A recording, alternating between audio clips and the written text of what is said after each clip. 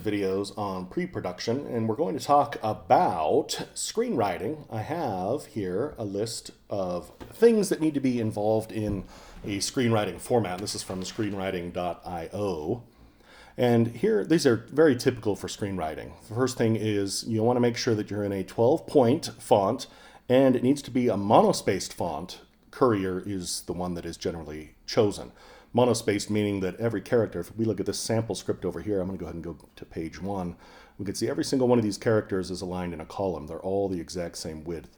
And width and sizing is really important in a script like this. On the left-hand side, you've got a 1.5 inch margin, which we can see here, 1.5 inches. A 1 inch margin on the right side. You can see this is 1 inch, where this is just a 1/2 inch wider.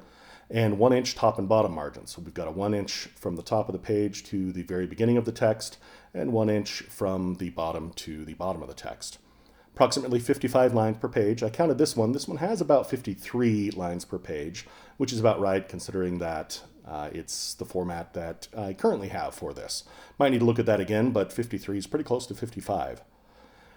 Also, notice that the 55 lines doesn't include the page number or the page or the space after it. So I've got the page number here, and I've got the space after it. We're really looking at the very first line of text in the document.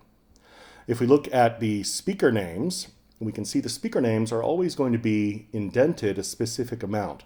We can see here it's 3.7 inches from the left side of the page. So from here to here is 3.7 inches. Notice that all of the character names are in this same column. I've got Dr. Theodore Bundy and Dr. Ashley Steamhouse and male student 1 and Dr. Ashley Steamhouse. All of these are aligned in that specific place.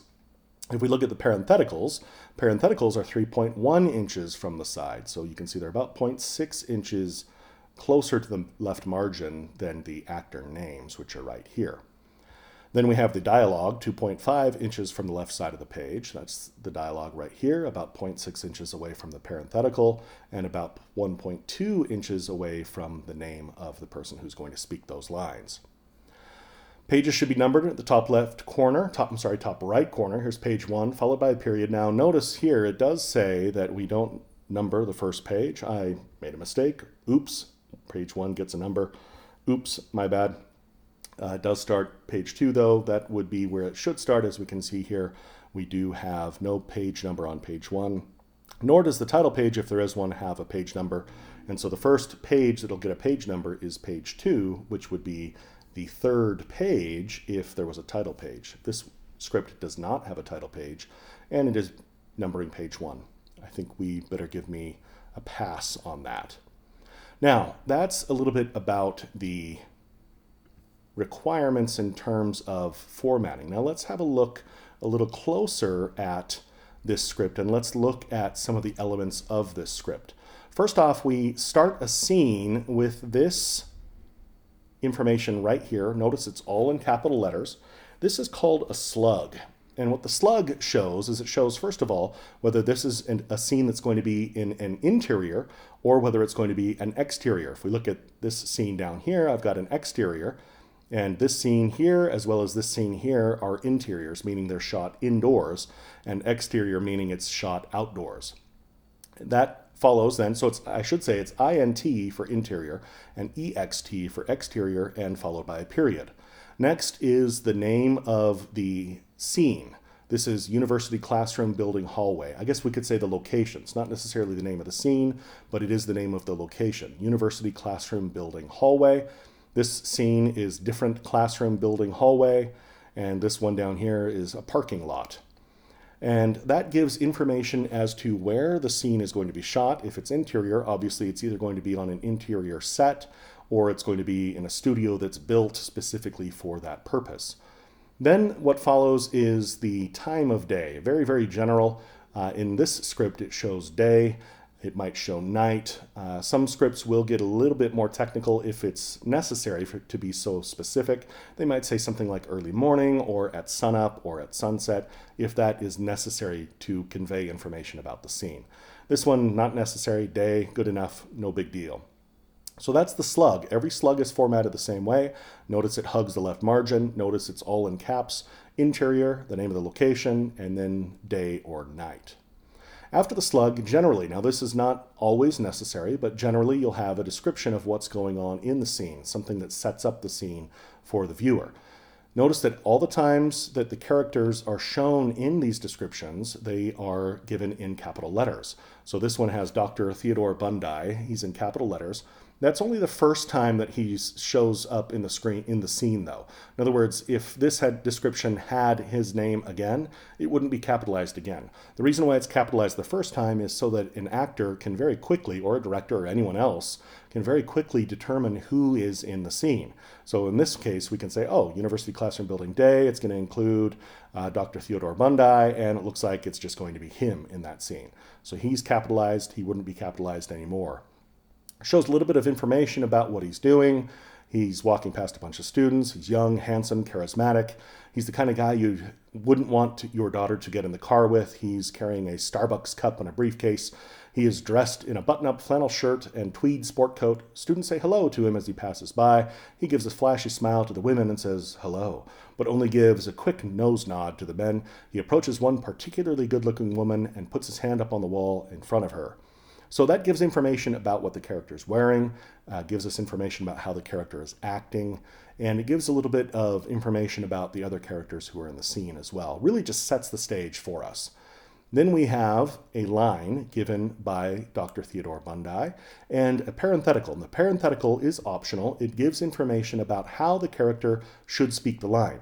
If it's obvious how it should be spoken, then the parenthetical may not be necessary. So we see down here where it says Dr. Ashley Steamhouse, there is no parenthetical there. It should just be given through the intertext, meaning what's actually written in the text, how she should deliver that line.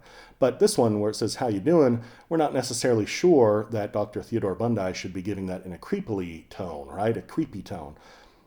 It's one of those things where you might say, well, should the actor say, hey, how you doing? Or, how you doing? Or, hey, how you doing, huh? You know, that kind of a thing. It gives us information about how the actor should be delivering the line. Now, that's the line itself, how you doing. Notice also that the lines, I should have mentioned this earlier, that they only go to this point, and then they're going to word wrap.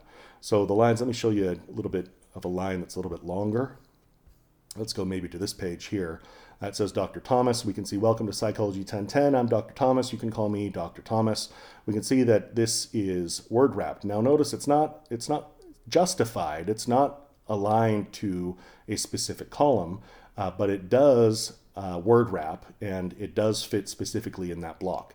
Really easy for an actor to see what their lines are when they're aligned like this. Really easy as we scroll through the page, we can see exactly who's speaking the lines and what those lines literally are or actually are. So that's how those lines work. Now, at the end of a scene, we're going to have something that tells the editor or the director, someone who's going to be working with this in post-production, what is going to happen at the end of a scene. In this case, it's going to be a cut to. So we're going to cut to the next scene, gives a description of what's going on in the scene. Notice that we've got two characters in this scene. We've got Dr. Ashley Steamhouse, we've got male student 1, and also both of them have speaking lines. We can see right in here, we cut to a parking lot. We've got Dr. George Thomas in this scene. We cut to the campus walkway. Now we've got Albert Schrutnick. And cut to Kilroy's office. We've got Everett Kilroy in this scene. And we've got Dave Brooks. Notice that he doesn't appear in the beginning of the scene. So Dr. C. Everett Kilroy is looking at himself in the mirror. He's pompous and so forth. Gives us little information about how he's dressed and what's in the set itself. And then another character enters. He's in capital letters, and we see that he comes into the scene. He is 25, gives us a little description about him. And then he delivers the lines. Kilroy responds. Notice this parenthetical doesn't give us information about how the character should deliver the line, but it does give information about what the character's nonverbal may be. Smirks. And in this case, we also see that he's also then going to look at the typewriter. It's another nonverbal communication. It's one of those things where even though he's not speaking that dialogue, he is providing information with his body language. All right. We cut to, after this scene, this is really a cold open, if we want to call it that. It's a cold open. It starts straight up. This goes right into scene. There's no music. There's no title card. There's no information about the show itself. It just comes in and the actors start acting.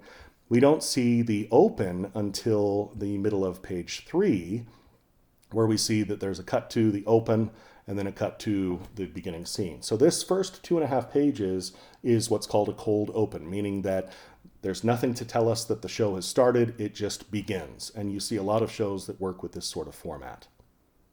The script continues with this, and in the next video we're going to talk a little bit more about the characters and how the script is formatted to give them information that they need to deliver the lines properly.